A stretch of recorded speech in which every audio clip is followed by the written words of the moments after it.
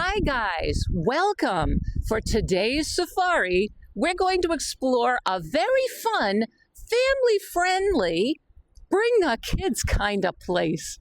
We're at Rhode Island's own, truly iconic, Wright's Dairy Farm in North Smithfield. A family-owned and operated working dairy farm with a sweet twist, a to-die-for bakery. Trust me on this. We've got our own guide to show us around, get some history, and see what's what. I'm very excited, guys. Thank you so much for clicking on the video. I really hope you enjoy it, because we're exploring a true Rhode Island landmark today. So, andiamo, let the safari begin.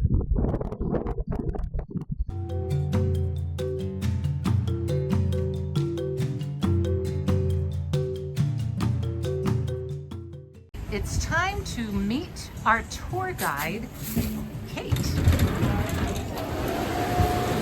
Are you Cate? I am. Hi, Cate Kennedy, correct? I am, yes. And you're our tour guide for the day? I will be. All right, well, where should we go? What should we do?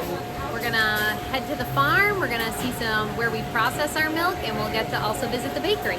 Sounds good. I'll follow you. All right.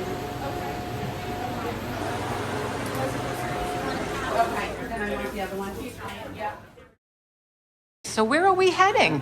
We're gonna start where we process our milk. Okay. So we're unique in the fact that we're a dairy farm, we have our own cows, and we also pasteurize and bottle all of our own milk right here on the farm. Oh, well in one. Yeah, so we call it single source, but most dairy farms either send their milk to a centralized processor, or they would sell on farm, but they would sell like raw milk, not, pasteurized and bottled. So you guys aren't playing around. No, we're the real deal. That's what we want to know. So this is where all of the pasteurization starts. This is what we call our raw room. So before the milk is pasteurized, we refer to it as raw milk. In the state of Rhode Island, we cannot sell milk raw. We have to pasteurize it. And we've been pasteurizing and bottling our own milk here at the farm since the 1930s. So it's something my great-grandfather started. At the time, he was selling milk through a home delivery route. We do things a little bit differently than he did then. I'm sure just a little. But still here, and this is actually the footprint where the original dairy was. So we just finished a renovation in the past year. But if you had come here a year and a half ago, you would have seen a tin ceiling. It was still very much like the original milk house that we were using. So all of the milk is pushed up to the processing space here from the farm. We don't have to put the milk on a truck or anything. The milk comes up through this stainless steel pipe here. So if we were pumping milk up, we would put a pipe right into this tank and push the milk into this tank, which holds 2,000 gallons of milk. Wow. And this is what we use to pull from for the whole pasteurization process. So from here, the milk goes into this separator, which is essentially a big centrifuge. It spins super fast inside of there. And the cream, which is lighter than the milk because it's fat, if you think of like salad dressing and the oil will rise to the top, similar with milk. Right. So we're able to pull that cream off, and the cream comes out of this pipe here into a stainless steel can. If we were doing 2% or skim milk, that milk would continue on to get pasteurized on the other side. If we're making coffee milk, chocolate milk, strawberry milk, eggnog, our ice cream mix, which we make our own mix here with our milk. We don't just buy a generic mix and then churn it. That's what we use these tanks for here. So we would fill those up with milk. They have a big agitating blender inside. And then we would add the sugar and the cocoa powder or the coffee extract and blend all of that up really well. So once we have either our skim milk or whole milk or flavored, everything gets sent over to the pasteurizer, which is right on the other side. How often do you do all of this? We pasteurize 4 days a week, Monday, Tuesday, Thursday, Friday. And we're pasteurizing about 7,500 gallons of milk every week. on those 4 shifts. I have to say it, holy cow. And we have between 4 and 5 people who work in here to process all that milk. So it's a small team. It's a lot of, you know, the equipment does the bulk of the work, but we got to keep up with the machine, so they set a fast pace for us. So this is our pasteurizer. There's a couple different types of pasteurization. When we first started pasteurizing on the farm, we used the method called high temperature short time. So you're essentially filling up a pot or a large tank with milk. You're going to slowly heat it up to 150 degrees, but then you have to hold it there for 30 minutes. And my grandfather used to tell me when he was a kid and he would come into the dairy, he would remember the people in here would fill the tanks up, and then they would break out card tables and start playing cards until the milk was pasteurized and they could bottle it. In the 1980s, we switched over to the system we have now, which is called high temperature short time. So it's a continuous process. You don't have that 30-minute wait time. We're heating the milk up just a little bit warmer to 160 degrees, and then we only have to hold it there for 15 seconds. So it's super quick. From raw milk in the tank that I just showed you to like a finished cold pasteurized product, it takes about 5 minutes. So it's super fast. And we can do 350 gallons every hour. Wow. That's kind of like our maximum output in this space. So pasteurization is the relationship between time and temperature. If you are heating the milk up higher, you don't have to hold it there as long. If you're decreasing that temperature, you have to increase the time it's being held there. And that's all spelled out in our pasteurized milk ordinance. Milk was the first federally regulated food item in the United States. So we have a book of regulations about this thick. The Department of Health is here 4 times a year, testing all the equipment, making sure that our thermometers are reading the correct temperatures, that our holding times are the right time. There's other critical points in the process, and they test to make sure that all of those things are working correctly.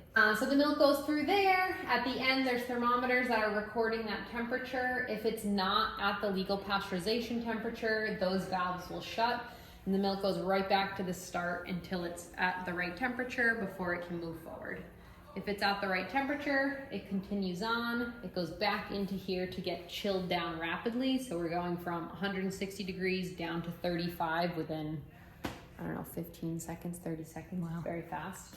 And then from there, it's ready to be bottled. So it gets sent over to these big tanks over here.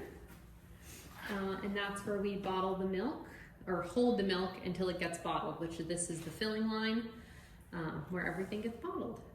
What a process. Yeah. That was very interesting. This is where I started in the business. I'm a 5th generation family member, and I've been working in the business. Yeah, 5th. For about 10 years. And I started in the dairy, managing. My uncle at the time had worked here for 25 years, and he was just like, I'm done. I don't want to do this anymore. And I was just young and naive enough to be like, I can do this, throw my hat in the ring. And I got my butt handed to me for a couple of years, but I got a team underneath me, and that's really when I was able to start expanding the ice cream that we offer and opening our ice cream trailers and kind of building up that side of the business. This is our bakery, and this is where everything starts. This is what we call our mixing room. This is where the magic happens. Where there's magic happening all over. Well, that's here, true. Without this room, we wouldn't be able to make all of the components and cake and everything that it is that we sell in the retail store. So everything starts in here. The mixer is one of the first people here in the morning. Hello. That is our mixer today. And, they're making cake batters, cookie doughs, bread doughs, custard, frosting. Anything that we're baking or using for another product starts in this room. Okay. So from here, it moves out onto the production floor. So this is the production floor. Once we have, the cookie dough ready to go, it gets sent over to the floor. And there's usually anywhere between 4 and 6 people working on these tables. They would be depositing cookie dough or, kind of getting it ready on the tray. Panning out cake batter in pans that look something like this that would then go into the oven. So they're portioning everything, rolling out the doughs, putting any fillings in it. This is kind of the next step before it can go into the oven room, which is right over here. So this is the oven room. We have 2 of these large ovens. These are called rack ovens. And inside we can fit 2 of these racks, and it actually picks the whole rack up off the ground and spins it around so it can get baked evenly. These ovens are really good for baking cookies, cakes. We do bake bread in them, but it's not like a sourdough bread. You want to use a deck oven for baking that nice crusty sourdough. So you sell bread as well? Yeah, we sell just like a white sandwich bread and cinnamon raisins, and then some sweet breads. Vodka. We do some dinner rolls as well. These 2 ovens that are over here are the first ovens that my grandparents purchased back in the 70s when the bakery started. So I talked a little bit earlier about how when we first started bottling milk, we were selling it through a home delivery route. And in the 70s, my grandparents had taken over the business, and the home delivery route really was not successful. People were, more people had cars, they wanted to get out, they didn't want that kind of milkman that was very typical of the day. So they made the decision to stop doing the home delivery route and start the farm store that we have here, same place as it was before. And they quickly learned that if people were coming here to buy milk, they needed to be able to sell them other things in order to bring up that ticket and to encourage more people to come here. And what goes better with milk? The baked goods. And my grandmother was a fabulous baker. So she was really, started with baking some muffins at home. At the time, we had a surplus of cream because skim milk is really what everybody wanted. So we started whipping that cream and making chocolate cream pie. That was one of our first items. So the bakery really, started gaining traction quickly, and that's when we had to start bringing in some actual professionals into the business. My grandmother was like, "I'm a home baker. I'm not a professional," and we were really lucky that both my mom and then my uncle Paul, who married my Aunt Elizabeth, my mom's younger sister, were both very dedicated to the bakery, had gone to Johnson & Wales, and really through the 80s and 90s and early 2000s grew the bakery to what everyone knows it as today. This part of the building, they're taking all the components and items that the bakery made, the frostings and the cakes and the fillings, and they're starting to get them set up to what they're going to look like when we sell them in the retail store. Right. So this is kind of the first stop for any of those multi-step pastries that we're making and selling. So this is one of our coolers that we store a lot of our components in. So if you come in here, you can see pans of fresh custard that was made the other day. They will use this in our eclairs, but we make this from scratch with our milk from the cows, chocolate pudding, cheese cakes. This won't lock behind me, will it? No. I don't want to be in an I Love Lucy episode. Okay. It's so cold, guys. Again, more products that are kind of starting to get set up and getting ready to then move on to the next stop, which is our finishing department. So this is one of our other coolers, and everybody loves to see this cooler, and today's a pretty good day to look in here. So we do a lot of custom cakes, wedding cakes, birthday cakes, retirement, you name it. But there's a wide selection of cakes in here today. You can see someone has something for some kind of military accomplishment.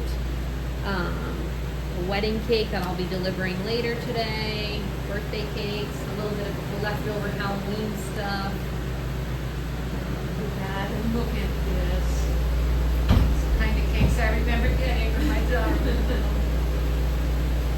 And I remember getting the strawberries on the cakes here. That's probably one of our most popular decorations, is just the strawberry shortcake. Guys, I'm telling you, gotta try one. This is our finishing department. So anything that's been, a strawberry shortcake like we saw set in the other room, that'll get frosted in here, and those strawberries will get put on top. This is really where any of the cakes that we're going to sell in the retail store for everyday walk-in customers, it's all getting finished in here. Cakes and pastries. So we call it finishing because they're putting the finishing touches on everything. The grand finale. Yeah.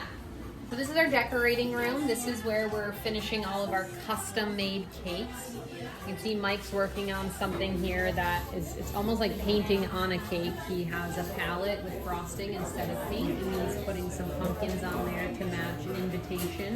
Nice. But we do all different kinds of decorations, anything from, you know, as custom as this, a wedding cake, to some people just want icing roses or things like that. Okay. We're going to head down to our main barn where all of our milking cows are. So not accessible to the public, but I'm going to give you a little sneak peek today. Oh boy.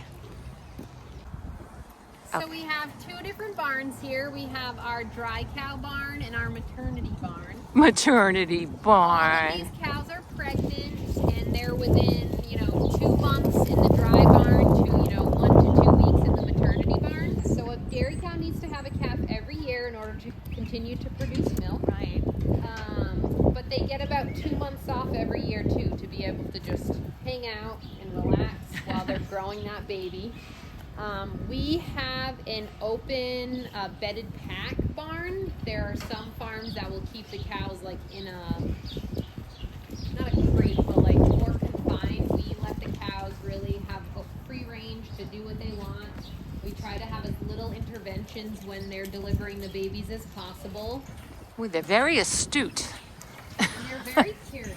You can tell. Hi. Hi, ladies. Curiously cautious though. I don't blame They're them. nosy, but Hey, what else do they have From to a do right distance. now? yeah, so they're just soaking up the sunlight, having some lunch. Wow, look at them all. I find this to be an interesting fact. So you have chickens that you would be eating, like a meat chicken, live about 6 weeks. A pig about 6 months. A beef cow that you'd be eating, like a cheeseburger, is usually about 18 months. A dairy cow lives to be 2 years before it even starts producing any milk. Wow. And the oldest cow that we have on the farm right now is 12 years old. We're gonna walk into our main barn where all of our milking herd is. So we're milking about 110 cows every day, twice a day. 3 a.m. and 3 p.m. is when we do the milkings. Even on Christmas, even when it's sub-zero, the farmers always have to show up to work.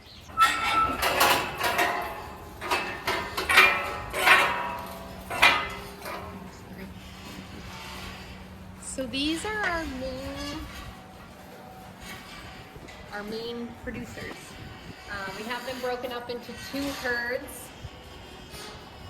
Cows are herd animals, and they have a pecking order just like pretty much anyone.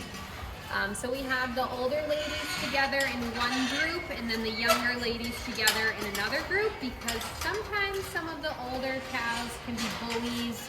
They'll block a younger cow from eating or from a waterer, just be a little bit of a bully. So we keep them separate. Did you hear what she said, ladies? Yes, you did.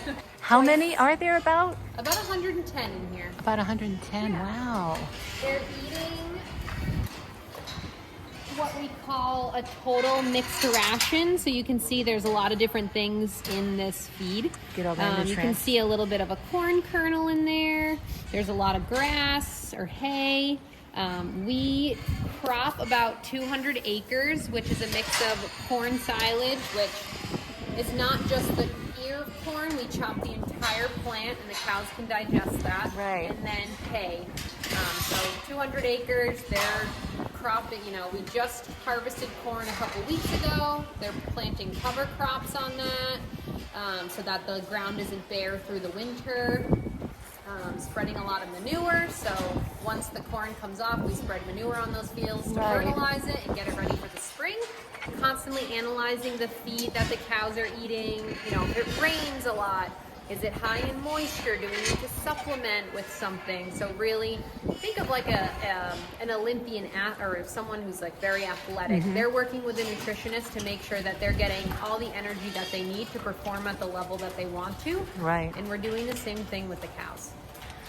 So this is something new that we just rolled out in the past few weeks. It's a scavenger hunt. So when you come to the farm, you'll see there's 8 different stops with signs just like this one. Gives you information about the farm. And then in this little mailbox, We have this one pager, which you can fill out. It's like a coloring page. It has some questions on it, and when you complete the whole thing and bring it into the retail store, you get a free prize. Oh, how fun. Yeah, so it helps you explore the farm a little bit, learn a little bit more about what we do here, and Right. it's all at your own pace, so you don't have to worry about coming at any specific time to do it. And you know, that's one of my things, is how can kids get involved and actually learn something to boot? Yeah. Awesome. So this is our milking parlor. We have a double 10 herringbone parlor, so we can milk 20 cows at a time. The cows, they like to get milked. It's a relief for them. Right. So they will march right in, and it's designed with a lot of principles that were developed by Temple Grandin, who's pretty well known in the animal husbandry realm. So the cows, they walk in, and then they are facing that way with their udders towards the farmer here. And the farmer will be standing here. The milk machine is designed to just mimic a calf nursing from a cow. So it's going to slowly pulse and take that milk from the cow. It takes about 10 to 15 minutes per cow. And each cow is going to give about 10 gallons of milk every day. Wow, it's Yeah. considerable. Yeah.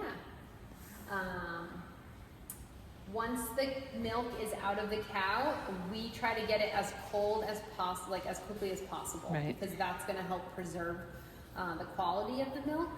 And you know, the farmers do a really good job making sure that the animals are healthy and happy and well fed. And then, you know, the rest of the process is us trying to preserve that freshness and quality of the milk by treating it as gently as possible. So once the cows are milked, we want to bring it up to our dairy as soon as possible so that we can start pasteurizing and bottling that milk. And we do that with our pipeline. So I pointed that out when we were in the dairy, and you can see it again here. The pipeline goes right into the bakery, and that's how we get the milk from the milking parlor up to the dairy. We never have to put it on a truck. We never Wow. have to mix it with any other farm's milk. It's just our milk directly into our processing plant. So we have a couple different ages of cows here on the farm. So these are the babies. These are not the littlest babies, Right. but they're the step up. So the littlest babies are in the individual hutches just across the yard over there. You can't get as close to them. If you think of a newborn baby, you know, You have they're to respect susceptible to their- germs. Yes. We don't want people feeding them. So we start them in individual hutches where we can make sure that they're getting their own buckets, their own bottles, and really being kept separate. And then when they're about 3 months old, they move over here to our buddy hutches. So we have anywhere from 3 to 4 calves here together. They're all within close range. They were all probably born within the same month. They're cuddling. And you'll see these cows, even when they're in the big barn together, they will stick together with their first kind of like herd mates that started in these buddy hutches. So you can see in this house, there's So they're like literal buddies. 1144, Yeah. 1145, 1143. When these cows are back into the milking herd and milking, you'll see them kind of hang out together still, which I think is really cute. So they bond. So everything that we do here really, it culminates here in our retail store. So, you know, we start by milking the cows, we pasteurize that milk, we use the milk in the bakery, and everything is here for sale. So you can buy our pasteurized and bottled milk, you can buy any of our bakery items. We also have various merch, and we try to bring in other local vendors as well to highlight the other offerings from the area. Well, Cate, thank you so much for the wonderful tour of Wright's Dairy Farm. This was so very interesting, and I learned a lot. I wanted to ask you just a couple more things. Let's see, where can you purchase, other than here, because you can buy all your products here, I assume. Yes, this is what we call like our flagship location. You have the most variety, and all of our products are sold here. Okay, can you purchase them anywhere else? Yeah, we've started wholesaling primarily our dairy products. If you go on our website, you can see a list of all the different locations that we're selling at. It's predominantly around Providence, some farm stands. We work with the Bridget O's markets as well as Dave's Market.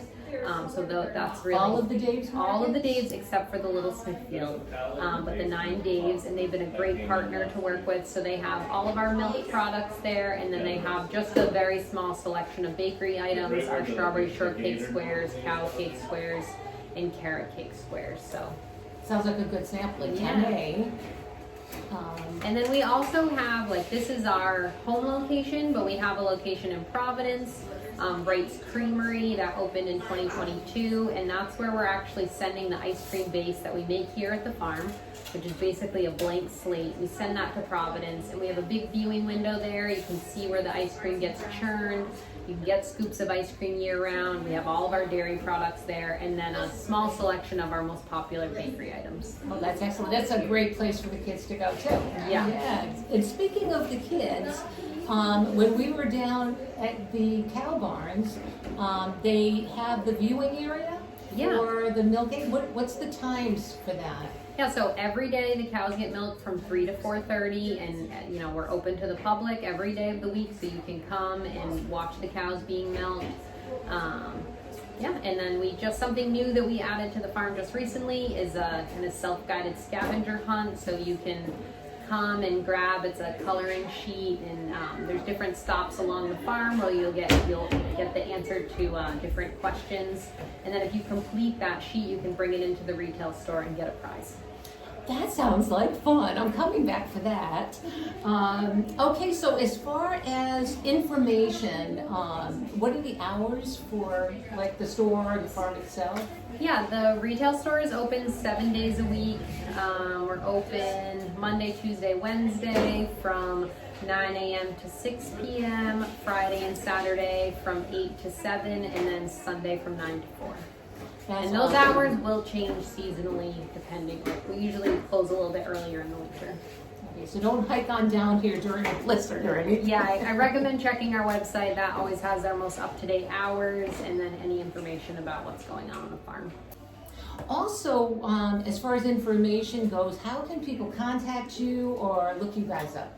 Yeah, the best place to start is our website, wrightsri.com. That's going to give you good overview of the whole farm, our different locations, all of our hours. Then you can follow us on social media at Wright's Bakery RI on Instagram and Facebook. Sounds good. Cate, this has been awesome, and I encourage all of you to come on down and check out the farm. And when I tell you I'm heading right over, I heard there were scones afoot out there. I'm going for the scones, but we've bought many, many cakes, and that strawberry cake. Give it a try. But thank you again. Thank you. I've been here mucho many times over the years, but it's been a while, and I can't get over the wonderful changes that they've made. So I hope you bring the kids and come on down to the farm and tell them that Julie on Safari sent you. And remember, now get ready for it, you can't go wrong at Wright's Dairy Farm and Bakery. Crack myself up. I hope you enjoyed today's safari, and please subscribe if you haven't already. It helps support not only my channel, but the businesses that I feature, just by hitting those little subscribe, share, and like buttons. And there's so much more to explore with yours truly, Julie on Safari. Till next time, ta-ta!